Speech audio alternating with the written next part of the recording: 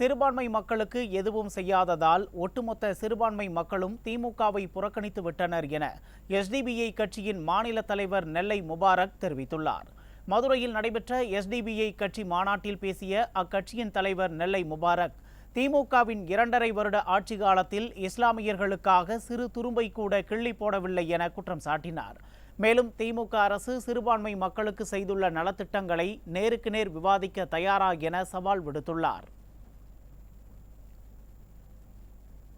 இந்த முஸ்லிம் சமூகத்துடைய வாக்குகளை பெற்று அவர்களுக்காக சிறு துரும்பை கூட கிள்ளி போடாத அரசினுடைய வஞ்சகத்தனத்தை விட வேறொன்று இருக்க முடியுமா? நான் கேட்கிறேன், திமுகவினுடைய தலைவர்களிடத்திலே கேட்கிறேன், எங்களோடு தமிழகத்துடைய சிறுபான்மை மக்களுக்கு நாங்கள் இத்தனை காரியங்களை செய்திருக்கிறோம் என்று வெளிப்படையான ஒரு விவாதத்தை நடத்துவதற்கு நீங்கள் தயாரா என்று நாங்கள் கேட்கிறோம்.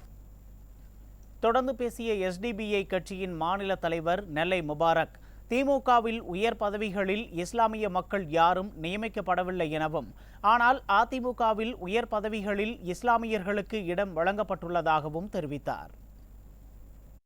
திமுகவிலே இன்றைக்கு ஆட்சியிலே அமர்ந்திருக்கிறீர்கள். எத்தனையோ அமைச்சர் பெருமக்கள் இன்றைக்கு பல விதத்திலும் வருமானத்தை சம்பாதித்துக் கொண்டிருக்கிறார்கள். திமுகவினுடைய உயர்நிலை குழுவிலே தலைவர், செயலாளர், பொதுச் செயலாளர், துணை பொதுச் செயலாளர், பொருளாளர் என்கிற பதவிக்கு ஒரு சிறுபான்மை முஸ்லிம் சமூகத்தை சேர்ந்த ஒருவரையாவது இதுவரை திமுக பரிசீலித்திருக்குமா? அன்பு சொந்தங்களே, ஆனால் அஇஅதிமுகவிலே பொதுச் செயலாளருக்கு அடுத்து இருக்கிற அவைத்தலைவர் என்கிற பொறுப்பை கூட தமிழ் மகன் ஹுசைன் என்று சொல்லுகிற ஒரு முஸ்லிம் சொந்தத்திற்கு வழங்கி இருக்கிறார்கள் என்று சொன்னால் யார் சிறுபான்மை மக்களுக்காக குரல் எழுப்புபவர்கள்? சிறுபான்மை மக்களுக்கு எதுவும் செய்யாததால் ஒட்டுமொத்த சிறுபான்மையின மக்களும் திமுகவை புறக்கணித்து விட்டனர் என எஸ்டிபிஐ கட்சியின் மாநில தலைவர் நெல்லை முபாரக் தெரிவித்துள்ளார். மனசாட்சியோடு சிறுபான்மை மக்களுக்கு ஒன்றையும் செய்யாத இந்த திமுகவினுடைய அந்த செயல்பாடுகளை ஒட்டுமொத்த தமிழகத்துடைய சிறுபான்மை மக்களும் புறக்கணித்து விட்டார்கள் என்பதற்கான சாட்சிதான் லட்சக்கணக்கான மக்களை திரட்டி இருக்கிற இந்த மாநாடு என்பதை அறுதிட்டு என்னால் சொல்ல முடியும்.